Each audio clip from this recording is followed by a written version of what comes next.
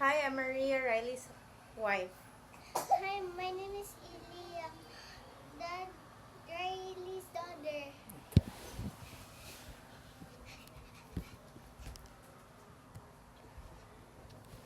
All right.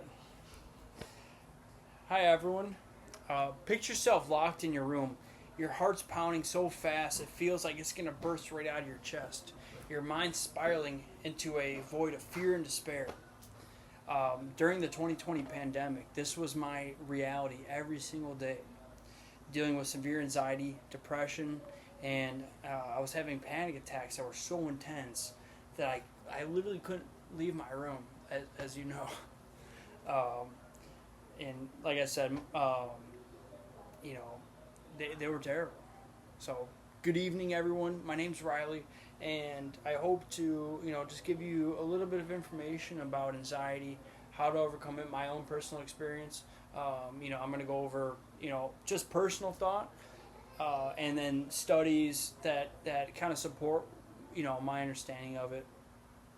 So let's go into, based off my informative briefing that I gave about anxiety management. Today I'm going to try to persuade you now. So not just informative, and I'm going to try to get you on my side. And why you should adopt these approaches in your daily life. For those struggling with anxiety. It's not just a personal struggle. Everyone deals with it. It could be minute, it could be large, like I dealt with. But at the end of the day, we all deal with it. It's a widespread issue, and it can affect you. Like for me, it affects like every minute of my day. Some of it might just affect when you go stand in line at McDonald's. It depends on the person. But ignoring it can lead to long term consequences. Just kind of is stacked dominoes.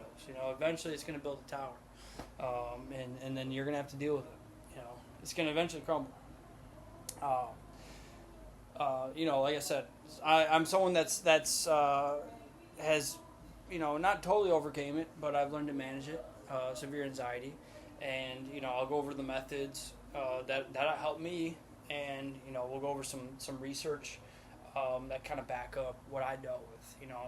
I kind of didn't really know what I was doing. I didn't really see a therapist. Probably wish I would have, but I kind of learned to manage it on my own. So we'll go over like my personal adaptation and why you should definitely see a therapist, possibly medication. Um, so yeah, so I mean it can feel overwhelming. But the good news is that taking proactive steps can change everything. So let's go over why you should face it head on. Face your fears head on. Face your anxiety head on. We should all commit to facing our fears. This is called exposure therapy, because it breaks down avoidance. Most people that struggle with anxiety have also a fear of avoidance or confrontation. Excuse me. You might feel wronged by a coworker at work, and you might be scared to confront them because you don't know how to confront in like a civil way, or you just fear the confrontation itself. It's very common with people with anxiety. And over time, this is going to lead to fear reduction. Your brain's going to learn that okay, well, I avoided this person once, and I was safe, so let's keep doing it. And eventually, your whole life can turn into a whole fear, avoidance of fear. So yeah, like I said, it's going to feel safe in the moment, but over time, it's going to strengthen. Like your fear response is going to strengthen to that. Like you're gonna feel safe because you avoided confrontation. But if you confront it, you're gonna feel better in the long run. It might be scary at first, but you're gonna rewire your brain to understand that okay, I confronted them, I was safe, nothing happened, I'm good. Next time this happens, I won't be scared. It's kind of crazy how your brain's just like this big computer. Um, for someone with social anxiety, if you're scared of standing in line at a store, or you bought a pair of shoes that don't fit right, but you're scared to go to the cashier and say, hey, these shoes that you sold me, they just don't fit right. You're scared of that, doing that, just do it. It sounds easier than said, but um, you know, Maria, as you know, those shoes I bought the other day, those Vans. But this can help you live more freely. Learning how to deal with confrontation, while being civil and being polite. It's very important. And this is kind of explained in an article in the American Psychologist that explains that exposure therapy, it works to break your cycle of avoidance. This avoidance maintains your anxiety. Breaking that cycle. That's what's going to eventually free you from anxiety. And while facing fears is powerful, it's even more effective when paired with professional support and personal accountability. So I'll kind of let's explore why we need to embrace that combination, and it's important to. So let's go into personal responsibility. Understanding that you're the one. No one else is going to cure your anxiety for you, right? You have to face it head on.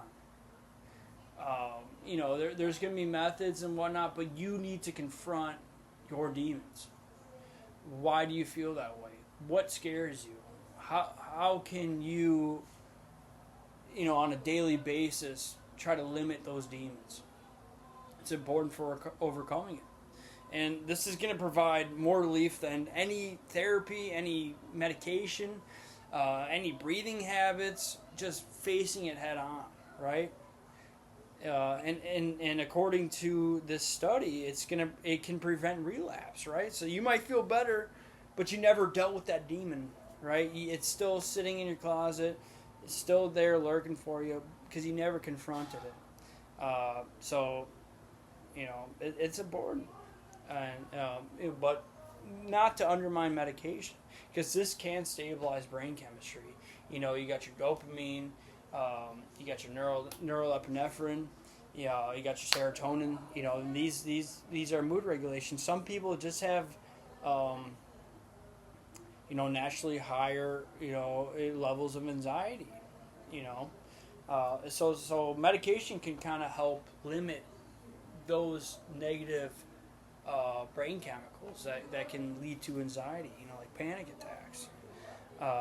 But again, without your personal commitment to deal with these, you're not really gonna see any progress, positive progress, that is. And this ties into a study that emphasized that actively taking ownership in mental health recovery can accelerate and sustain positive outcomes. And this study showed that engaged patients, like those that actually took steps forward, actually applied it to their lives, had a 50% higher adherence to the therapy program, and they reported greater satisfaction in their lives, and lower anxiety. Furthermore, combining these can greatly improve daily life satisfaction with those with anxiety. This in a study by it's by Best Mind Behavioral Health, shows that the duo of medication and applying it to your daily life, personal responsibility, was better than either alone. So it's kind of like it's like a team effort in a way. Because you got your medication that addresses the psychological factors, or maybe the biological, or maybe a little bit of both, and then you got the personal that addresses the spiritual, debatedly, and and biological and psychological. It all kind of ties in together. But the moral of it is that combining these things can help you more than either alone.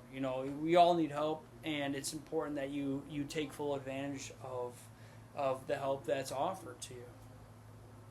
And finally, in regards to anxiety management, we need to incorporate healthy lifestyle adjustments like exercise, healthy eating, into your daily routine. These just naturally reduce anxiety symptoms. I know when we eat healthier,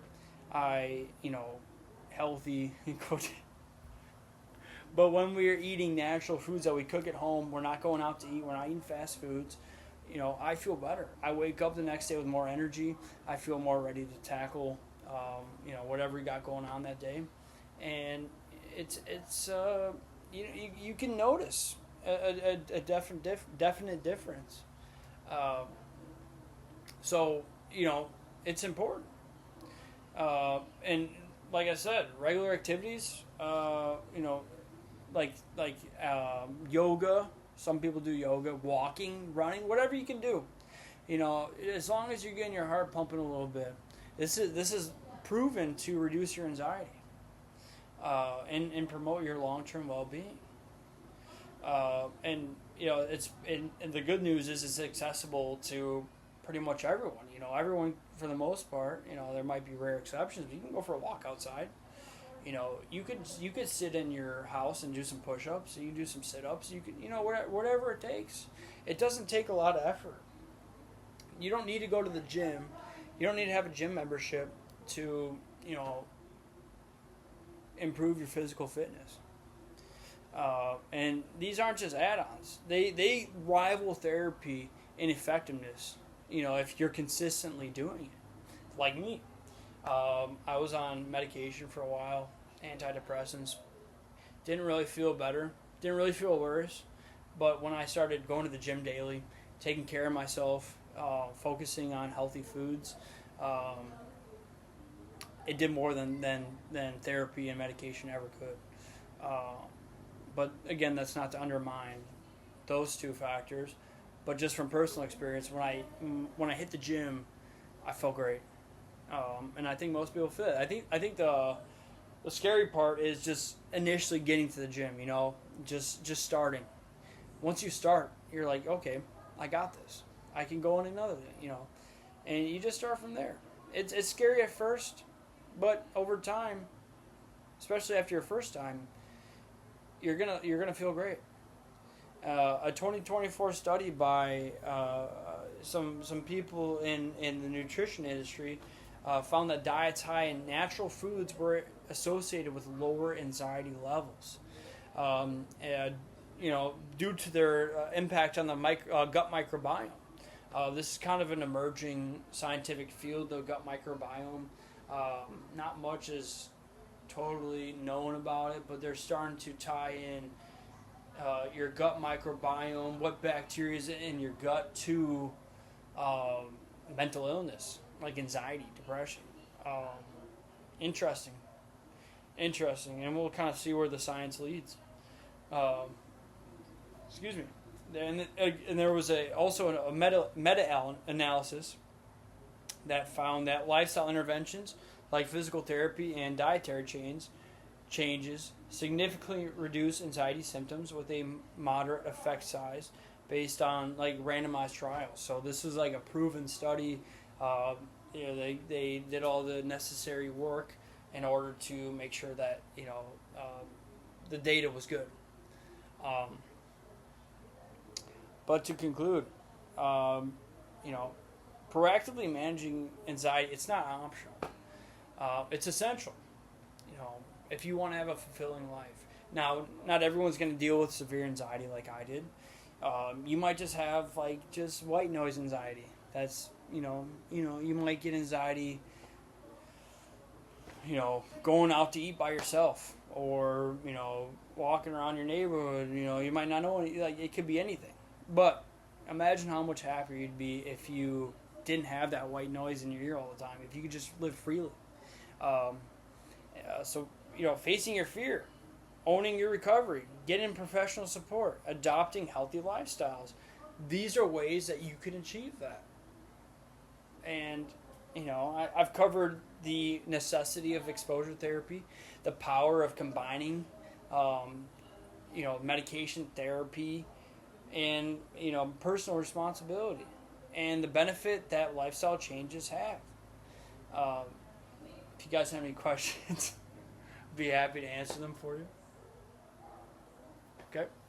But essentially, after a year of being trapped in my own mind, I was standing in the streets of Seoul, South Korea, somewhere I never thought I'd be. I was breathing in a world I never thought I'd see. If I can move from panic to passport through these strategies, imagine what's possible for you by confronting your anxiety. I urge you to take that first step today. Commit to one small change. It could be anything. Hit the gym. Go for a run. Don't eat that donut. Like, it could be anything. Your future self's going to thank you. And I thank you for listening. Thank you.